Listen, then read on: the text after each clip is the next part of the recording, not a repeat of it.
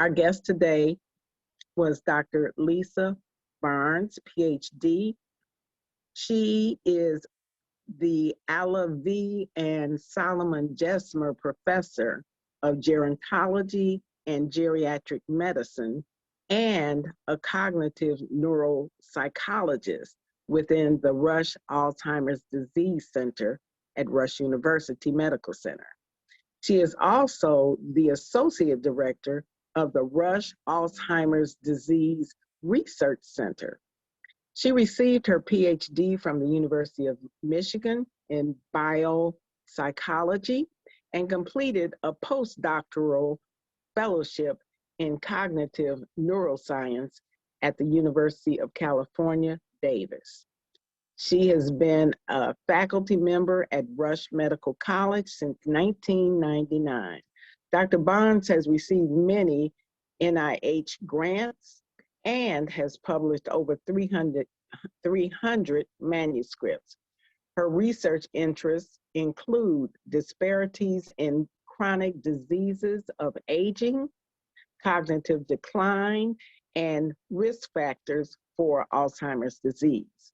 She is the principal investigator of the Minority Aging Research Study, or MARS, which has been funded by NIA since 2004, and the clinical core leader for the Rush African American Clinical Core. She advocates for recruitment of underrepresented groups into clinical studies and has received many awards and fellowships.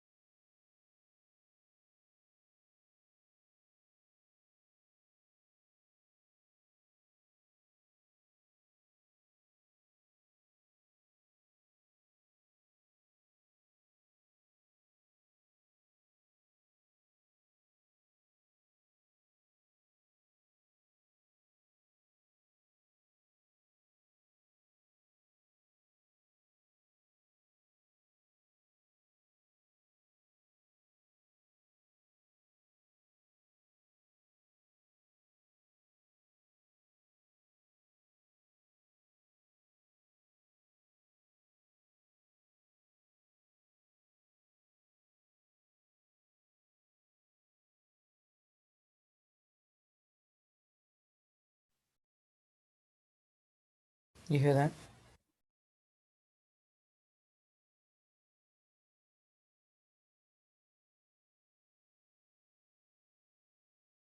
Thinking and behavior, the symptoms, they eventually grow severe enough to interfere with daily tasks. So, but here is like sort of like a laundry list of things that you might notice. You have memory loss that disrupts daily life, challenges in planning or solving problems, difficulty completing familiar tasks, confusion with time or place, trouble understanding spatial relationships. You might have new problems with words, either speaking them or writing them, misplacing things and losing the ability to retrace your steps, decreased or poor judgment, withdrawal from work or social activities, and changes in mood or personality. People often ask me, well, I can't remember, where I put my keys, or I forgot to pay that bill. Is it Alzheimer's? Those things are normal occurrences that we experience as we get older. But if those things happen so frequently that they start to interfere with your daily life, your daily activities, then it becomes a problem, and we have to start worrying about something more serious. So at the same time that we have this growing public health problem with Alzheimer's, that our society is aging, we also have the challenge that we're becoming much more diverse. So I'm showing you data here from the US Census. In 2016, people of color made up about 39% of the population. Majority were white people, 61%. But that's going to change. It's already changing. And so by 2050, people of color are going to be more than half of our population. And so this is a particular problem because Alzheimer's is thought to be more common in African Americans. And I'll get into that in a second.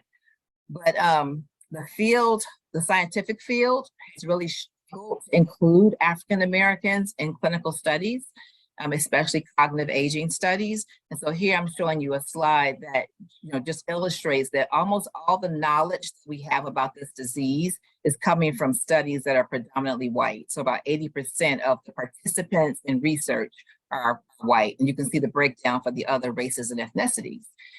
So, part of the issue is, a serious issue with trust, which is totally understandable given our history in this country.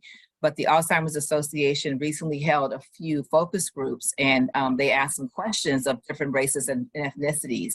And I thought these two questions were really interesting.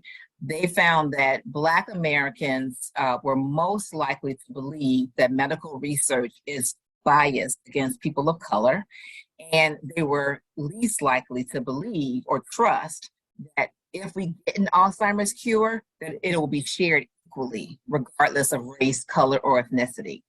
So it just really shows you, what we're working against, as scientists in this field. We have a huge barrier of trust to overcome to be able to get people into the studies. And so, I started a research program in 2004 at Rush to really build an infrastructure and resource for other scientists interested in understanding the aging profile of older African Americans. And I really just had, three main goals. I wanted to understand Alzheimer's disease and healthy cognitive aging in African Americans. And I wanted to give a voice to those who have historically been under-included in clinical Alzheimer's studies. And I wanted to try to identify risk and protective factors for cognitive decline and Alzheimer's dementia so that, we can prevent the disease, because prevention is what we really want to do. We don't want to be able to give people pills and things like that. We want people to never have the disease. And so, how do you do something like that? You have to be able to follow people over time, for many years to really understand the aging process. And so that you can really identify these risk factors, some will be genetic, some will be environmental, and you can learn how the risk factors associate with cognition over time. And then that way you can develop strategies to prevent Alzheimer's, either by modifying lifestyle behaviors or identifying druggable targets so that you can develop medications if you need to. So I started my study called MARS in 2004, and this study is African Americans over the age of 65 initially enrolled without dementia. So I have about a little bit over 800, close to 850 people in the study. They are recruited from the community. So we don't recruit from the hospital or memory clinics, because we know that people who show up for medical care are different. So we recruit directly from the community, through churches, senior buildings, clubs, and organizations in Chicago. Another thing that we try to do to remove a barrier for older African Americans is that we do all of the testing in the person's home. So we never have them come to the hospital. We send out our team each year to collect the data. And, we do cognitive testing to test memory and thinking skills. We give a survey to ask about all different types of risk factors. We take blood, and our follow-up rate has been really good. About over 90% have stayed in the study since the beginning. And we're now in years 16 to 20, still following these, people who are still alive. And so the study, it has a very strong community-based approach. For recruitment, and our philosophy is, in the heart of the community, ever seeking to win the community's heart. And we really try to emphasize that recruitment into these types of studies, especially with diverse populations, requires significant relationship building and giving first before we ask for anything. And so because we have that philosophy and that practice, we've been able to really get people to come into the study and stay for many, many years. I just want to quickly run through, some of the key things that we have found in the study, so you can kind of get a sense of, what we do. And so, because it's African American, and because most studies don't focus on our populations, I really wanted to try to understand the lived experience of African Americans. So I asked about, some of the things shown here on the slide, among others. And I'm just going to run through the first 4 that are in green to give you a sense of what we're finding. So, all the people in the study live in Chicago now, but they're in their 60s, 70s, 80s, 90s, right? So at some point, a lot of them migrated here from the South. So we just asked a simple question: where were you born, and where were you living at age 12? Because we know that in like the 1970s, or before that, actually, there was something called the Great Migration. So between 1916 and 1970, about 6 million Black Southerners relocated to escape the Jim Crow South and came north. And so we just asked people, where were you born? And we found that people who were born in the South or living in the South at age 12 perform more poorly on our memory tests, and it's so shown here in the red bars, than people who were born in the North or living in the North at age 12. So we're just asked where you're born, and we give you all these tests, and then we see that if you're born in the South, you're going to perform more poorly on average. Now, there's lots of differences between the South and the North, especially during that time when people would have been, growing up, right? We're talking like 1930s, 1940s. The one thing that we know was different for sure was the educational experience, because this cohort of people who are now in their 60s, 70s, and 80s, they represent the first group of people to attend legally desegregated schools after the Brown versus Board of Education decision. And so we asked our participants, did you attend a legally segregated school growing up? And if so, for how long? And then we see if that is a risk factor for memory performance. And we actually found something that was really surprising. We expected that people who attended legally segregated schools, with other, Black people at that time, that they would perform more poorly on our memory test, because everything I read said that, resources were poorer, the teacher quality might have been worse. They were in sometimes one room church with one book, just all these differences between the white schools and the Black schools.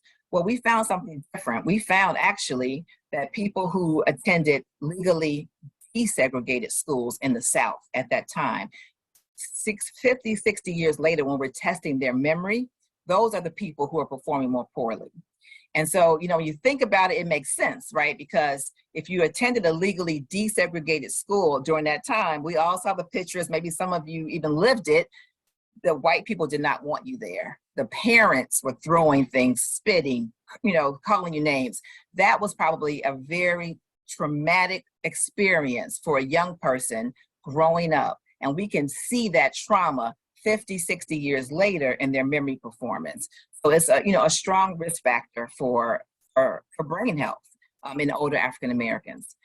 Another risk factor that we've been really interested in is discrimination, experiencing discrimination. And it's been especially true since, the murder of George Floyd. But even before that, we know that Black and brown people experience discrimination. And so we know that it's a risk factor for all types of poor health outcomes. It's been published in many, many studies, and some studies find that it partially explains disparities in health. But we wanted to see, is it also related to brain health? We found that, true enough, people who report that they have more experiences of discrimination in their life, they also perform more poorly on our memory tests, mainly in episodic memory and perceptual speed, which are tests that tap into the brain areas that are affected in Alzheimer's disease. So having these experiences of discrimination, where you are, just everyday common experiences, this is also affecting your brain health.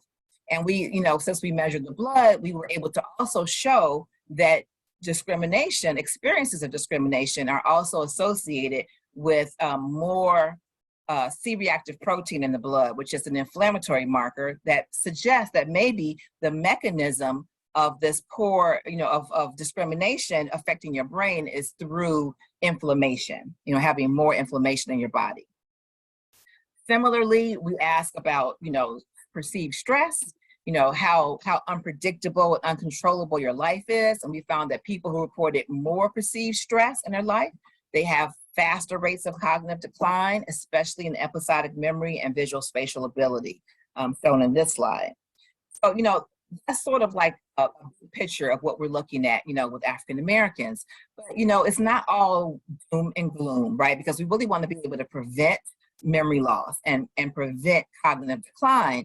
So another part of the research is to really understand, are there things that we can do that will lead to healthy aging? So, recently a report came out, the Lancet Commission, and they listed all the different risk factors that have the most evidence for brain health. And so there was some from early life, like education, which is protective. If you have more education, you are less likely to have Alzheimer's. But there was some that, show findings in midlife and later life. And so I want to just, the last few minutes, just talk about, some of the research where we've shown some of these behavioral things that you can do to protect your brain as you get older.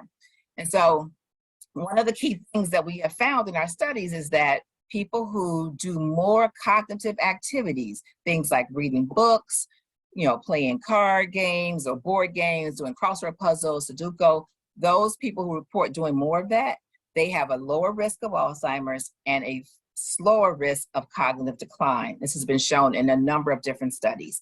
So, keep your mind active as you're getting older.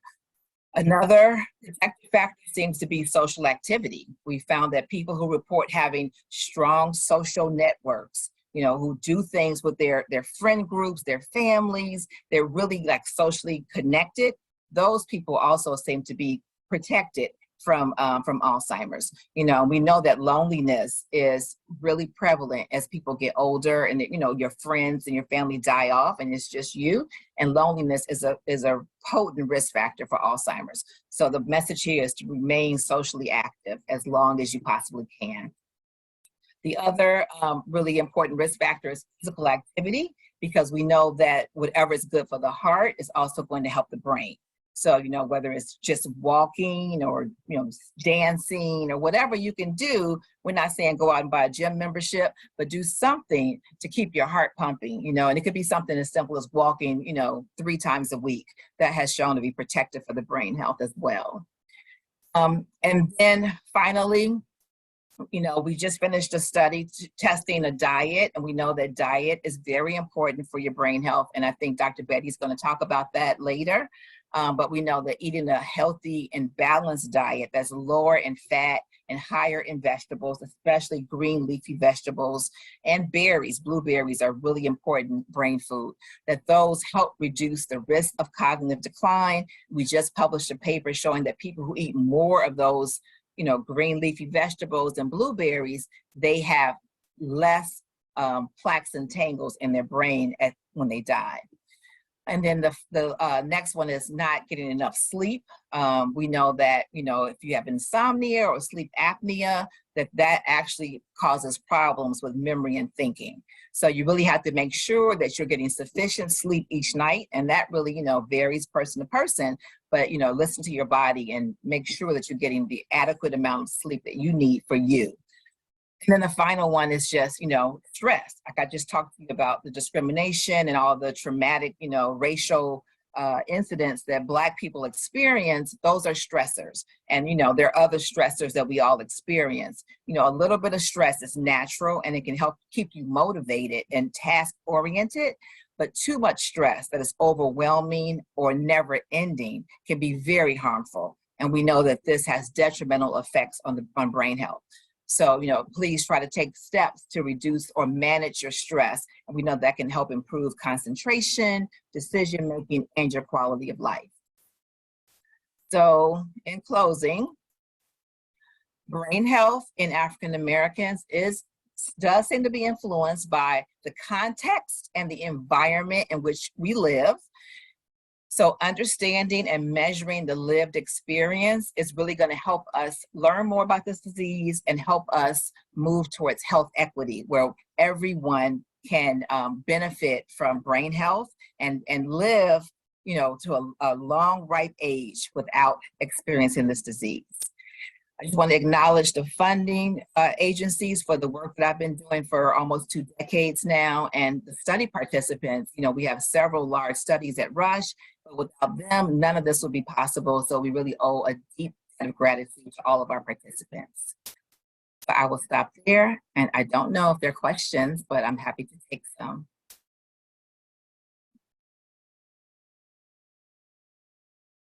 Dr. Betty, are you there? I am here. And let me stop Okay, so I sharing. see Adween has a question. He has his hand raised. Adween, I think that you can unmute yourself. Can you? You might have to do it as a host. Well, I've got nobody should be muted. I allowed everybody to talk. Adween, do you have a question? It's working. It's working. It's working? Well, there's a Okay. question in the Yeah. chat. Oh, the Okay. chat is working? Oh, great. Okay. Go ahead, Ms. No, I Miss- see it. No, I don't see. Oh, okay. Questions and answers. We can hear you. I'm Yeah, sorry. one of the questions, Dr. Betty, is did the study, did you study more men or women?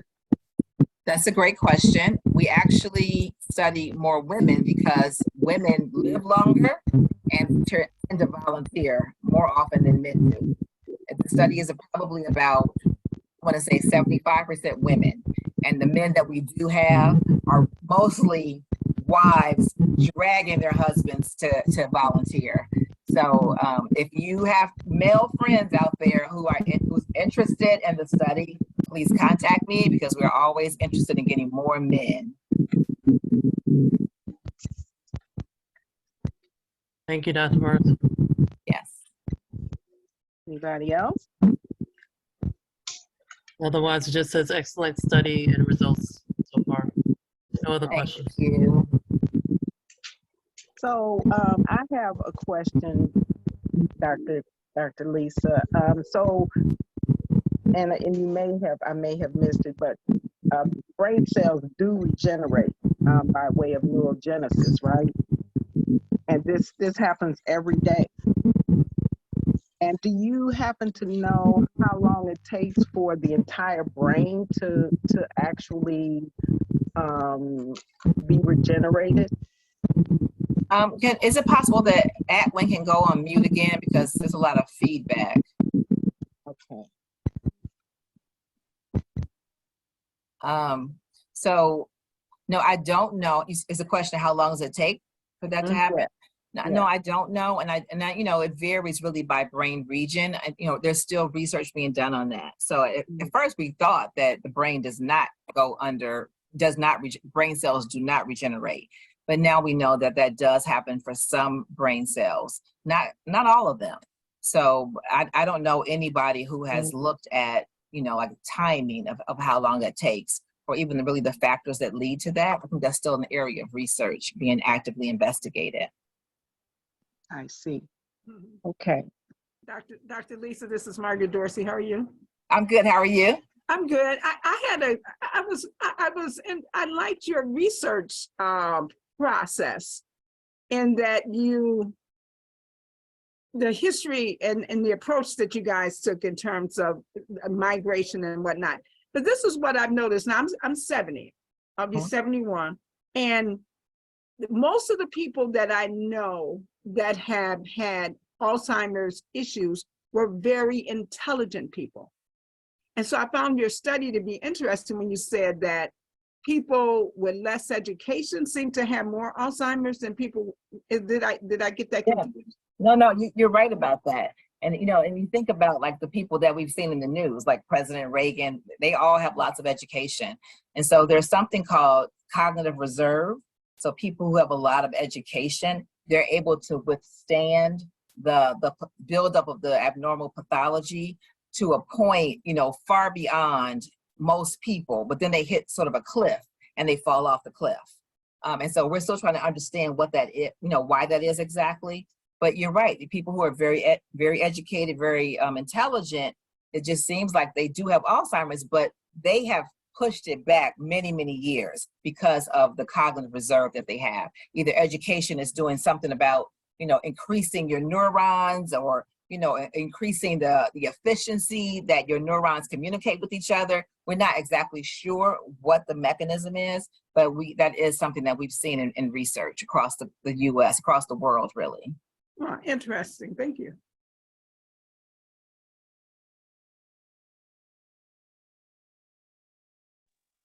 So no more questions? Okay. Well, we want to thank you, Dr. Lisa, for your, oh, there's Cheryl Johns has her hand raised. Can you unmute yourself, Cheryl?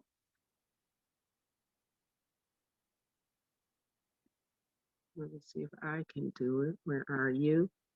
Cheryl, hold on. Let me see if I can do this. Okay. Okay, Cheryl, you should be able to talk now. My husband had dementia and Alzheimer's.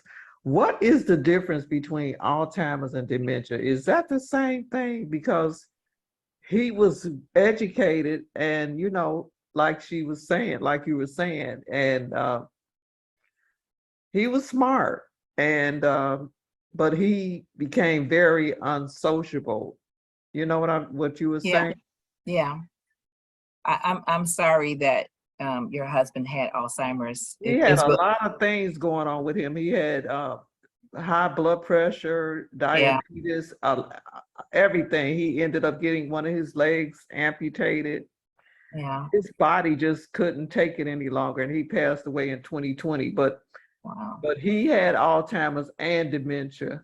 So to answer your question, so dementia is just a general term that means loss of thinking skills.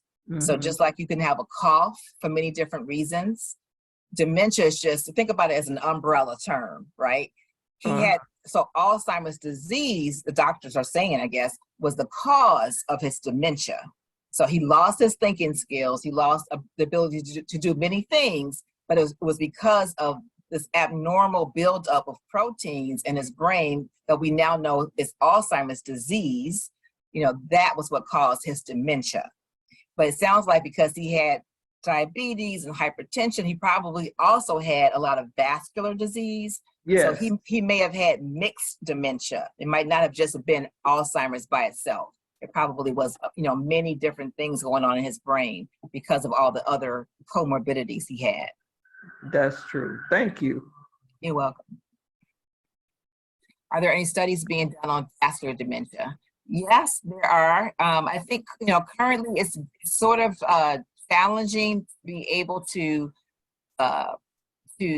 identify when someone has vascular versus Alzheimer's, because, when you present to the clinic, or, when you start having problems, you lose your memory. And so you have to do a lot of different tests to understand whether it's vascular or whether it's Alzheimer's.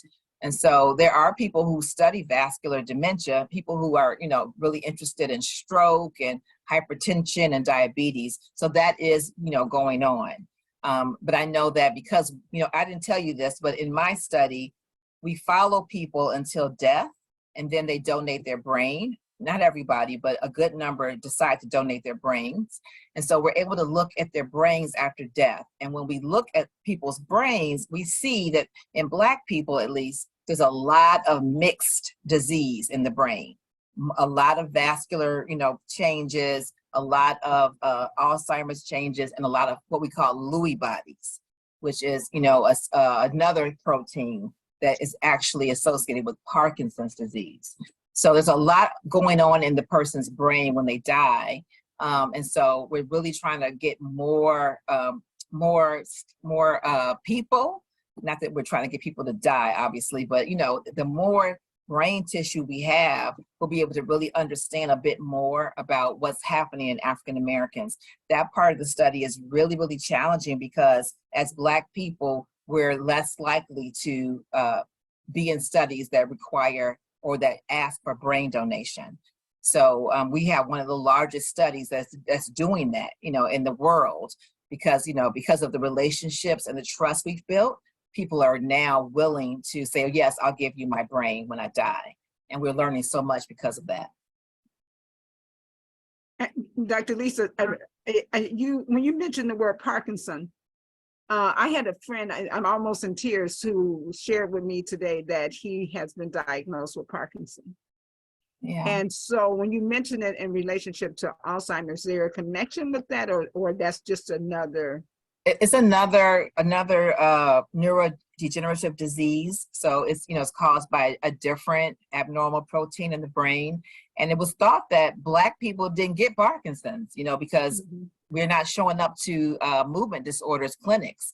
But we're actually running another study separate from what I talked to you about today to try to understand if Black people, if they are getting Parkinson's, and if they are, is it a different disease than what we see in white people? The study just got funded. We're just like only in like year 2. But if you look at all the movement disorders clinics, the numbers of Black people who actually show up to these clinics is really, really low.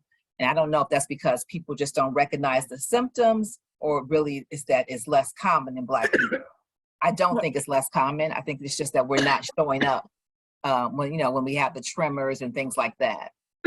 Right. He said he suspected it. Is there an opening? Is there a way to refer him if he were interested in your study? In that study? Yeah, you can ask. You can get my information from Dr. Betty, and then I can forward it to the person running the study at Rush. Okay, we'll see if he would like to do that. Okay. Excellent. Thank you.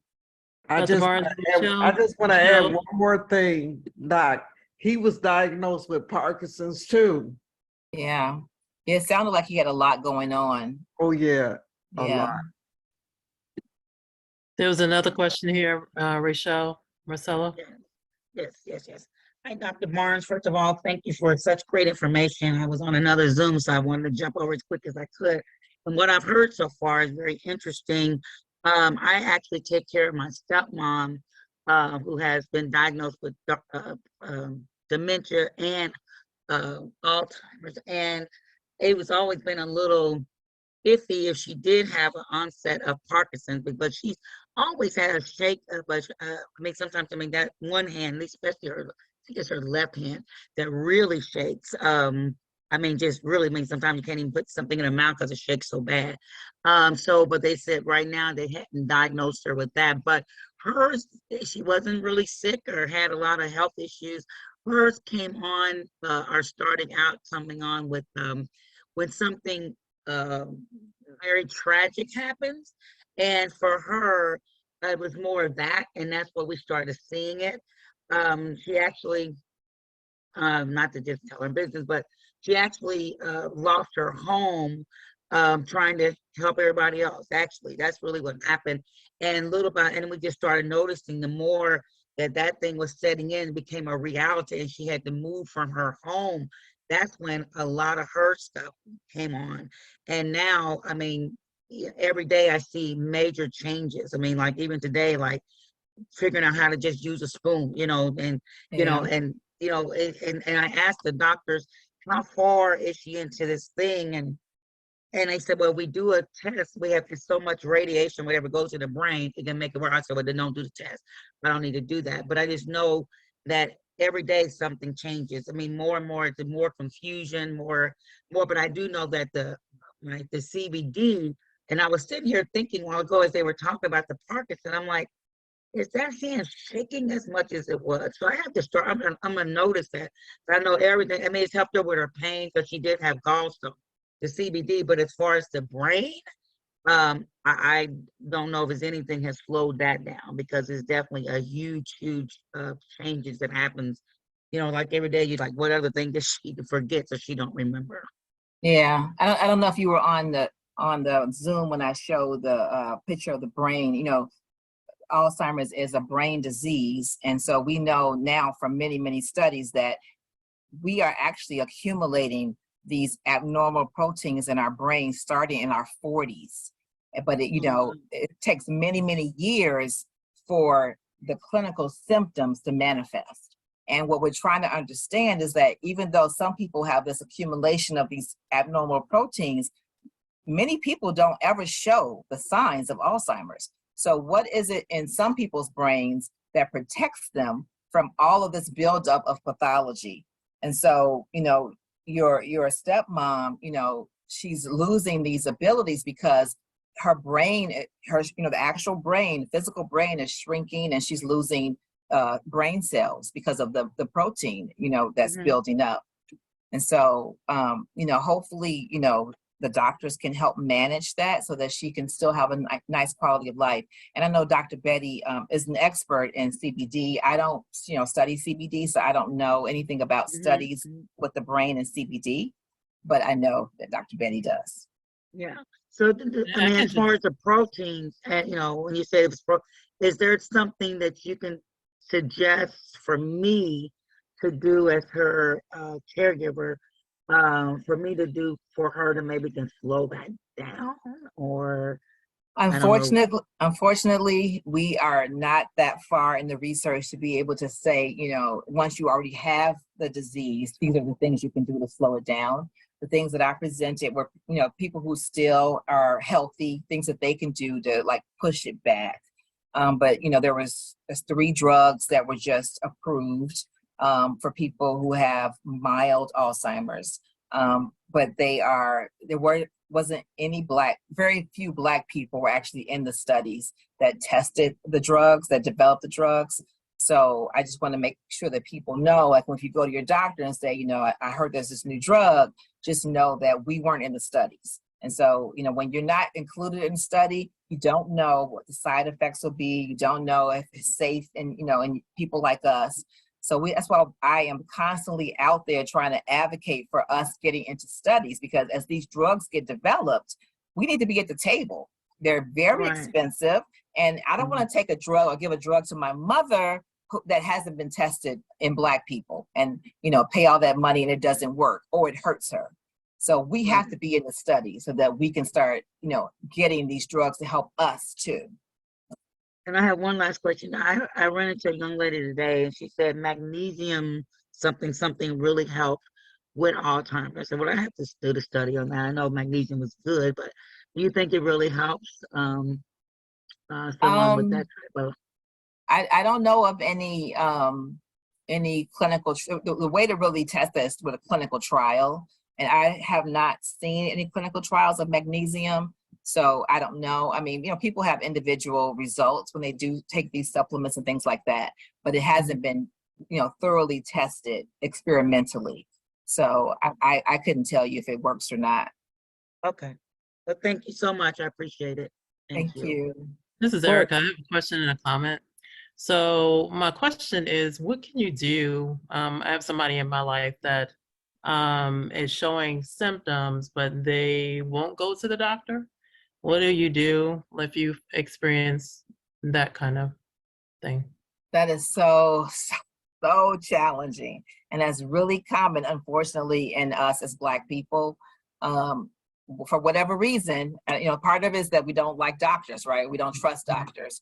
But also, I think that there's this myth that, that we're supposed to lose our memory as we get older, that, people used to call it just senile, grandma's just senile. We now know that that's not normal, right? But we wait so late that by the time we get to the actual doctor to get a diagnosis, it's too late in the disease. And the medicines really only work in the early stages of the disease. So I don't have the answer to how you get people to the doctor, because that's something I struggle with in my own family. But I think it's just a matter of being persistent and just, talking to them and just, talking about, maybe not talking about memory issues, but maybe talk more about like, how can we go to the doctor to find out, how we can keep your brain healthy? So maybe spinning it around to focus more on, we want to get some strategies to keep your brain healthy. That might, be less scary for people, but it is a real challenge. And if I wish I had the answer, because I have many people in my family who refuse to go to the doctor. Yeah, on top of that, it's a male, which they don't like to go to the doctor. They are really hard. Yes. Yeah. And then my comment was really more for Rachel, just because, and again, I know this is anecdotal, it's just one case, but one of my business partners, she actually came to me as a business partner because she was a customer. and she was a customer buying the water soluble for her mom. And she continues to buy the water soluble for her mom, even though because I said to her, the only way to make it cheaper is for her to become a distributor. And so I noticed that she's still purchasing it for her mom. She said it decreased her agitation and it helped with her running I can't remember the name. I'm a social worker, but I can't remember the name of it because I haven't done it for a while. But when they run away, when they kind of get the Oh, sundown, yeah. Sundowning. thank you, downing. And so it helped her to just be less agitated and less irritable and running away and that kind of stuff. So Yes, so just so wanted to throw that out there because it was easier for her to do the water soluble and just put it in her.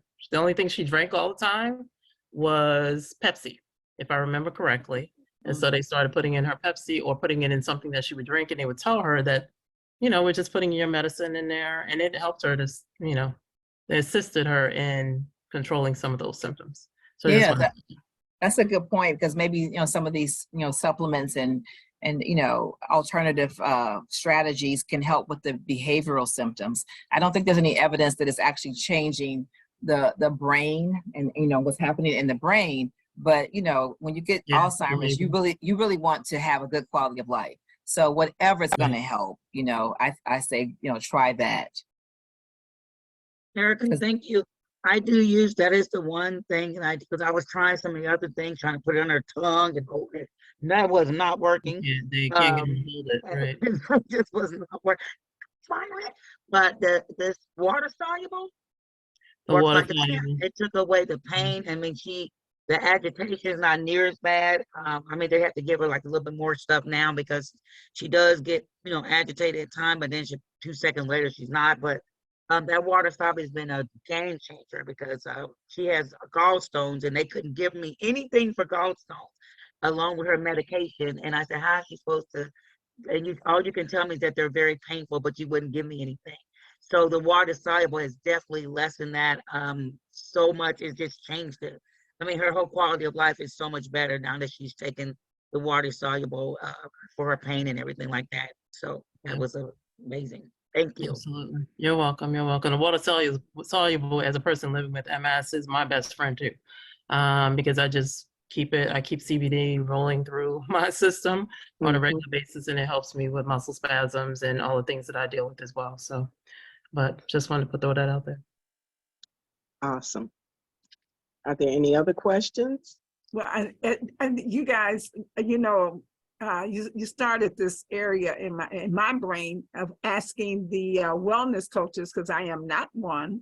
And Dr. Lisa, I would assume that you might know a little bit about this for the Arcana training. Would the bioscan be an early indicator of brain disease? Does that, you guys that do the wellness, the bioscans, is that something, an area that's covered? Yes. So that is one of the things I was going to talk about. The purpose of our doing the bioscans is because it shows you literally what is going on in your body on a cellular level. And like Dr. Lisa mentioned, the Alzheimer's and dementia, the brain degeneration actually starts somewhere in the neighborhood of 40 years old. And so healthy tissue or healthy cells have a specific frequency, and cells that are unhealthy have another frequency, a different frequency or a lower frequency.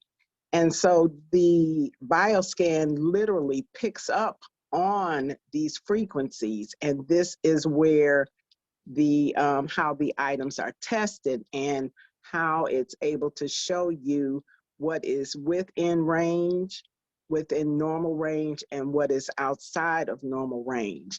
And so the purpose of our even initiating the usage of the bioscan with our flat belly lifestyle program as a solution, I would say, is because when you see that the cells in your body are actually out of range, then you can actually do something about it.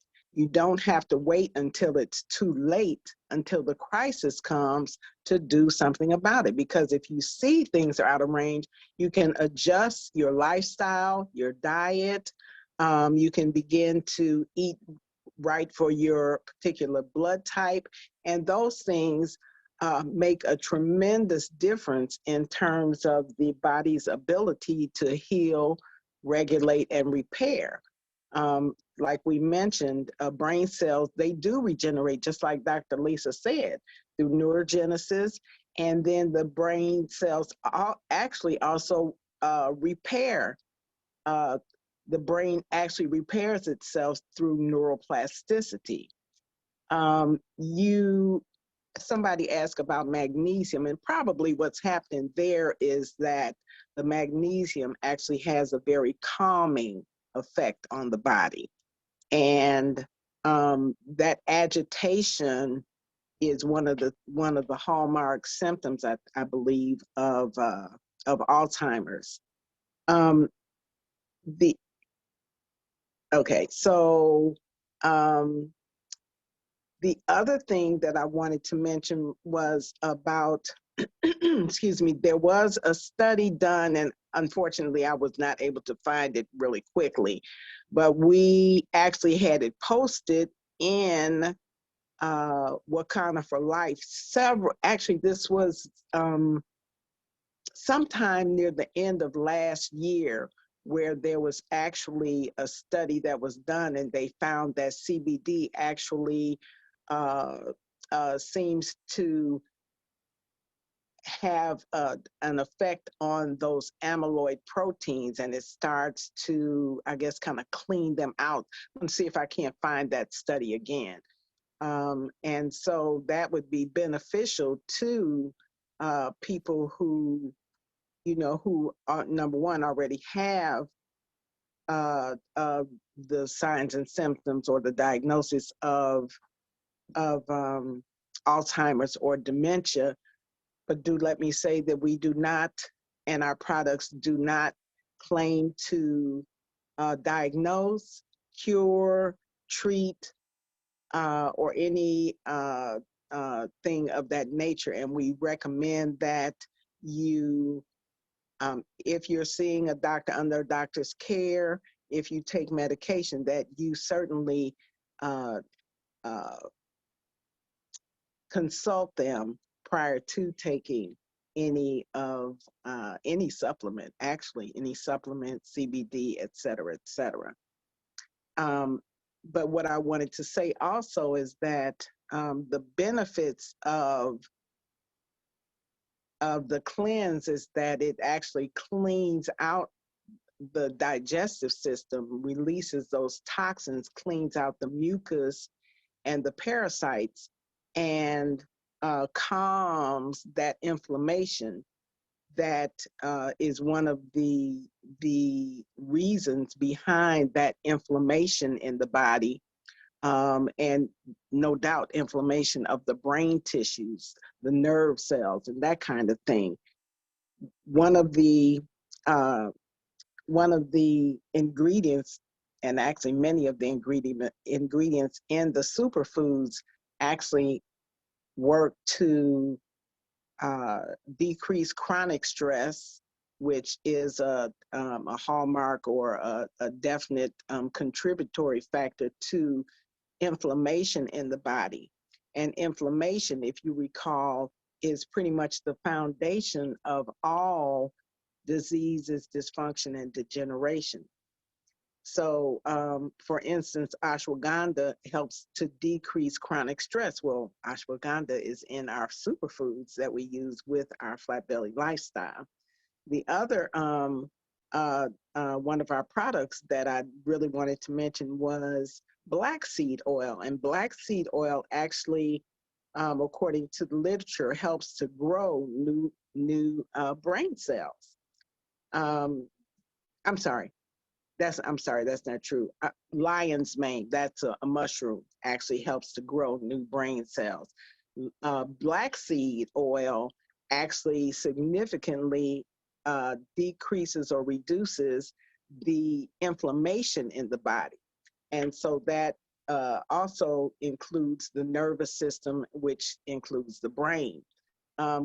Just moving back to the bioscan for a moment, you ask Mama Dorsey if it can be detected, if dementia, a decreased brain function can be detected by way of the bioscan. Well, like I said, we're not diagnosing. These findings are not diagnostic or conclusive, but excuse me, one of the very first items that shows up on the report is cardiovascular and cerebral vascular function.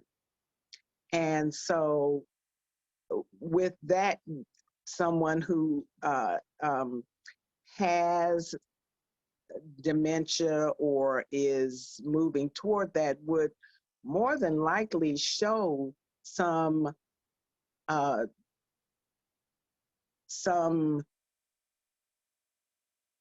change or some abnormality in the ranges. So either an increase or a decrease away from the normal range that is depicted there in the report.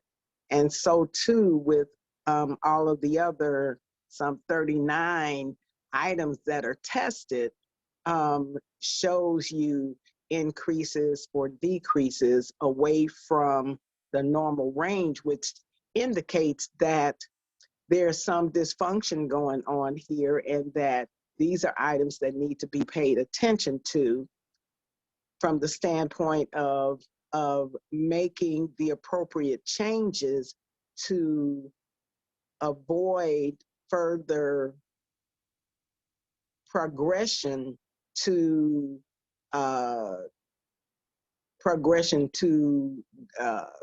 further degeneration or dysfunction. And so, let's see. Those were the things that I really wanted to mention. There are foods that that contribute to good brain health, that contribute to keeping the brain healthy and minimizing, again, that inflammation. And I even want to say some of the dysfunction that occurs with the decrease in cognitive function. And those things are things like beets, which we have beetroot in our superfoods as part of our flat belly lifestyle cleanse.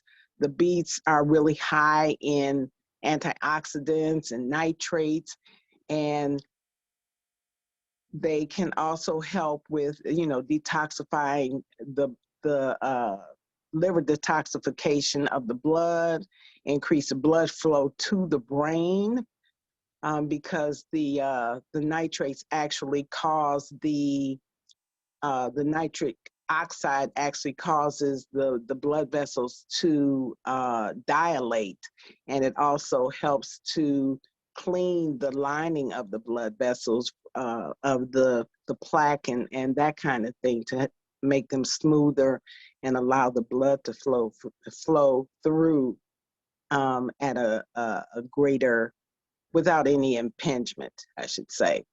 Then there are things like, fatty fish, avocados, things with healthy oils in them.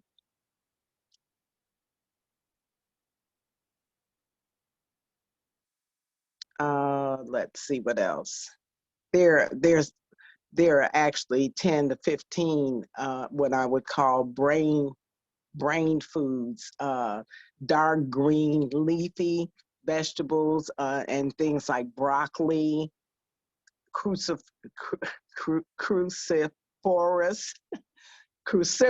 that's the word.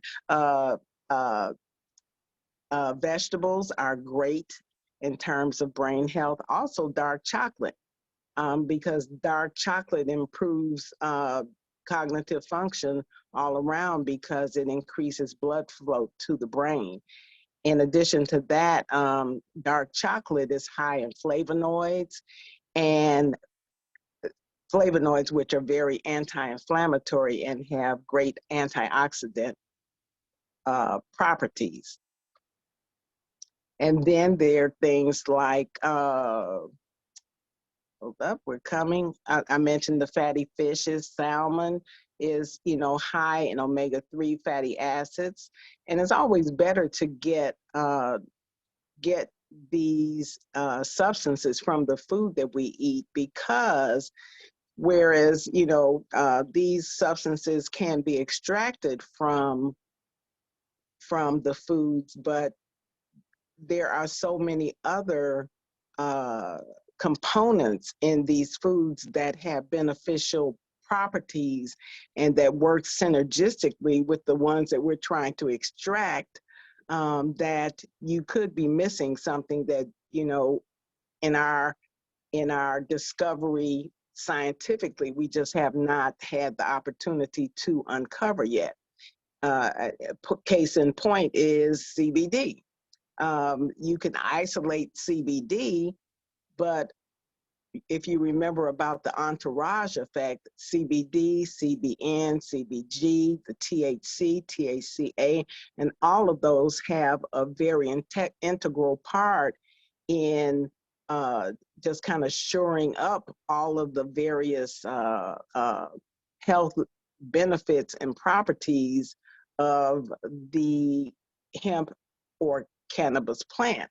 So if you have a full spectrum or a broad spectrum, you're better off than just pulling out that one proponent like vitamin C or the flavonoids or the omega-3s or, that kind of thing. So that's definitely something to keep in mind. So when we eat the whole foods, then we are actually getting everything that that plant or that food stuff has to offer without, sacrificing. Another food that is excellent for the brain is one that looks just like the brain, and that would be walnuts. Walnuts are rich in minerals and vitamins and antioxidants. And what they found is that snacking on walnuts can actually increase memory, alertness, and concentration. So there's some studies that show that walnuts eaten included regularly in the diet could help to decrease the risk of Alzheimer's disease. Okay, let me see. Sorry, we're keeping it so long, but I think this information is really important. Another food is blueberries, which protect the brain from toxins and degeneration and stress. And actually, they have one of the highest antioxidant levels of any food, and they can help even ward off things like cancer, great in anti-aging, and actually also protect against environmental toxins.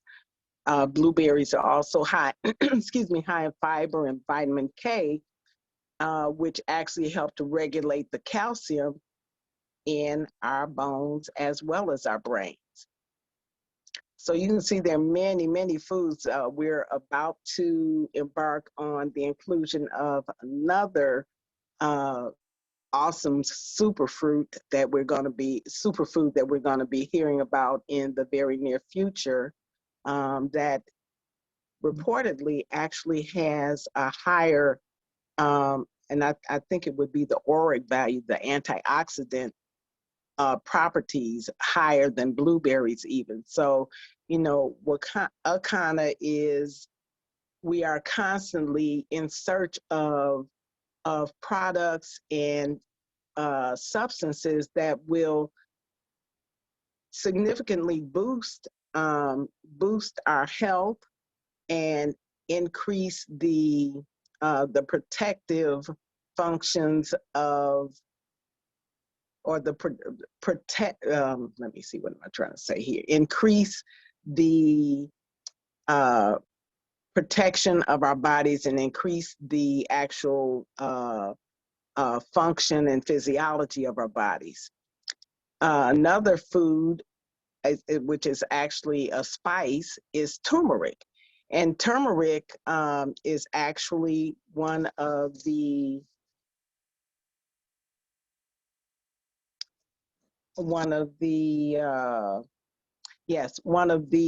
ingredients in our hempranium. And turmeric actually has very strong and anti-inflammatory properties due to the curcumin in it. And you know, it's been around and popular in folk remedies for centuries, and it's been praised, you know, for its ability to heal wounds and ease illness, and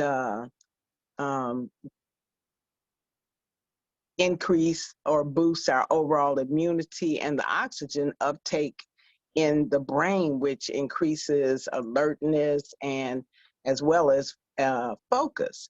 So you can see that many foods have many properties that support brain health. Another one is rosemary. It actually protects the brain from the effects of neurodegeneration, which can actually cause and or exacerbate the Alzheimer's disease and other age-related conditions. It's high in antioxidants, and it actually helps to guard against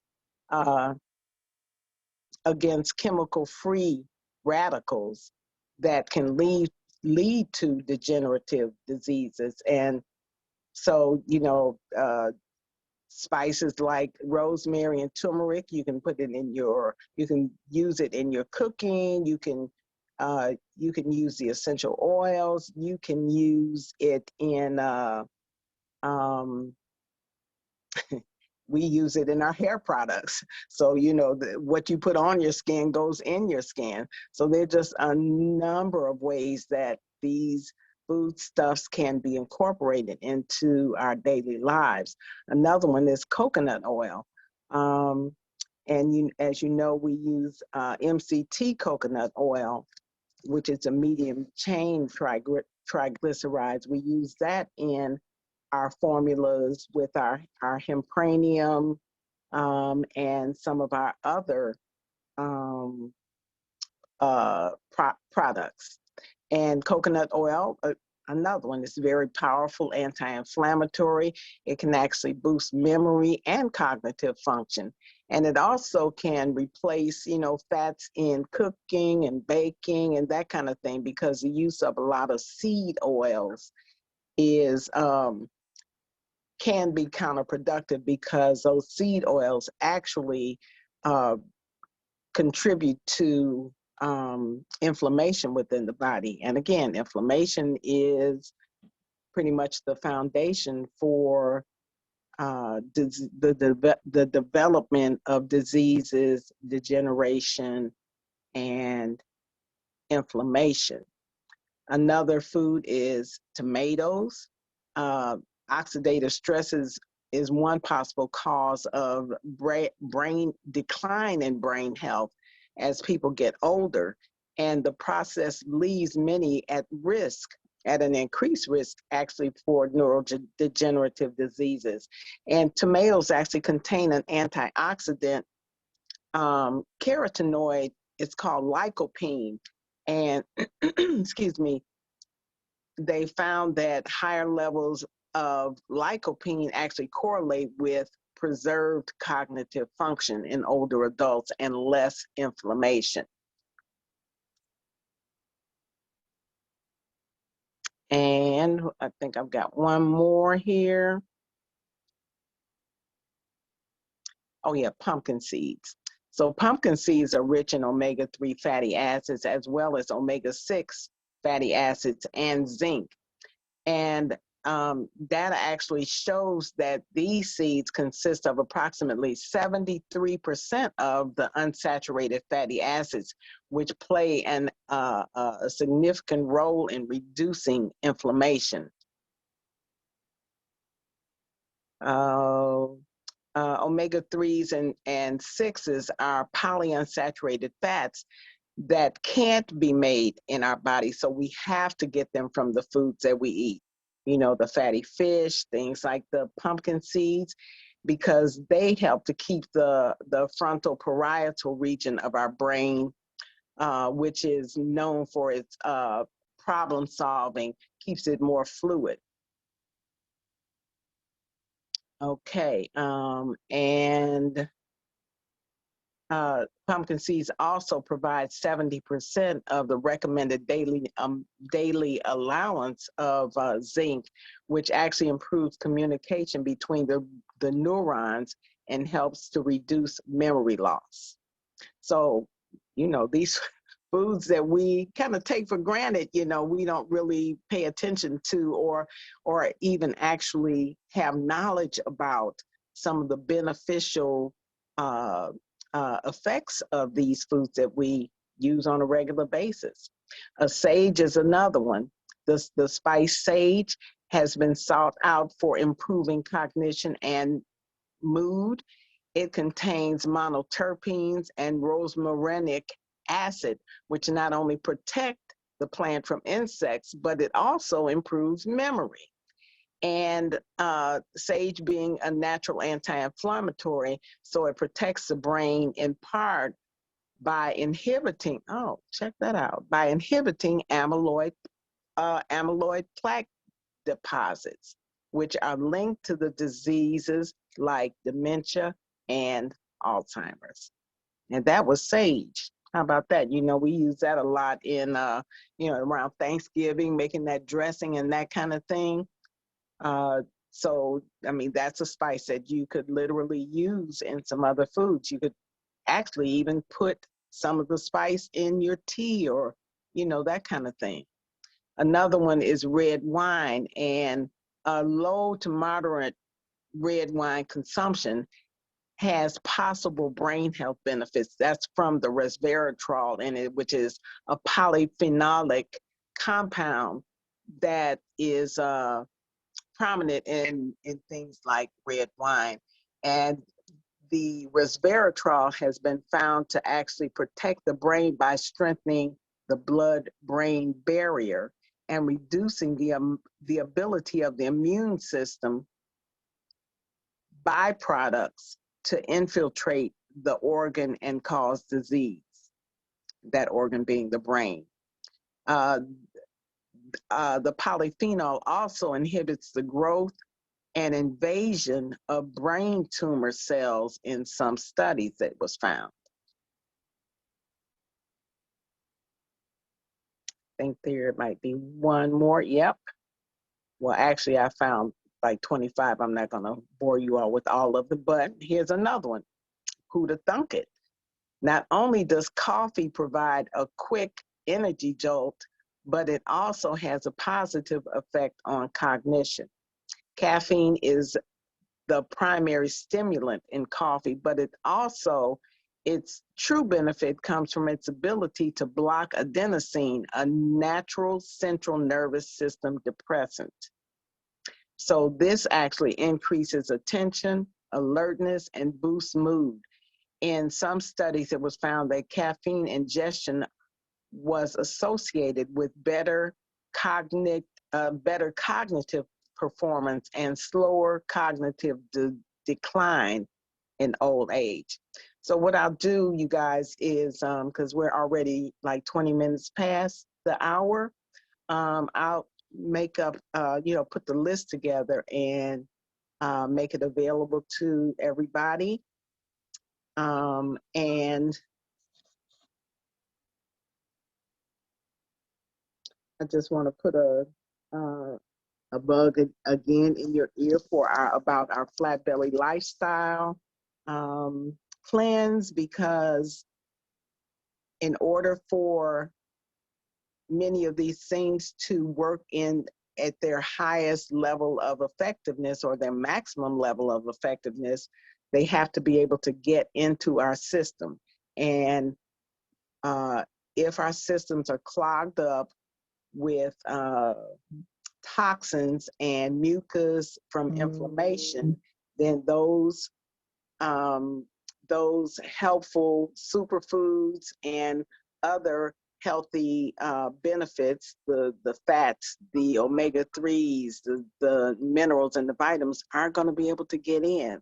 So it behooves us all to cleanse our systems and to identify what our blood types are so that we can learn more about eating right for your blood type, because if you eat the wrong foods for your blood type, what happens is you get increased inflammation, mucus, and it's just a vicious cycle, and that actually leads to or puts us in a position where we are more susceptible to the development of disease, dysfunction, and degeneration. Okay. Any other questions? My cat is fussing.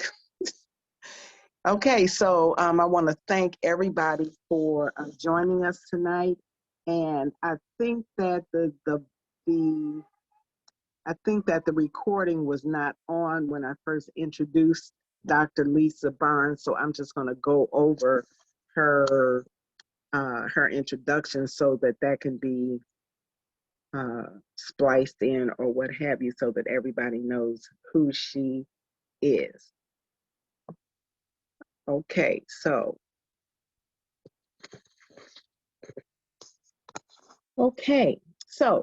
I want to thank everybody again for coming out, supporting us, and I hope you learned a lot, and I hope that the things that were presented will be something that you can actually take back and use in your business in terms of helping to educate your family, your friends, as well as our esteemed customers. And with that, I want to say good night and see you at the top, the very top, the tip top. In fact, let's go over the top. Good night. Night. Good night. Good night. No.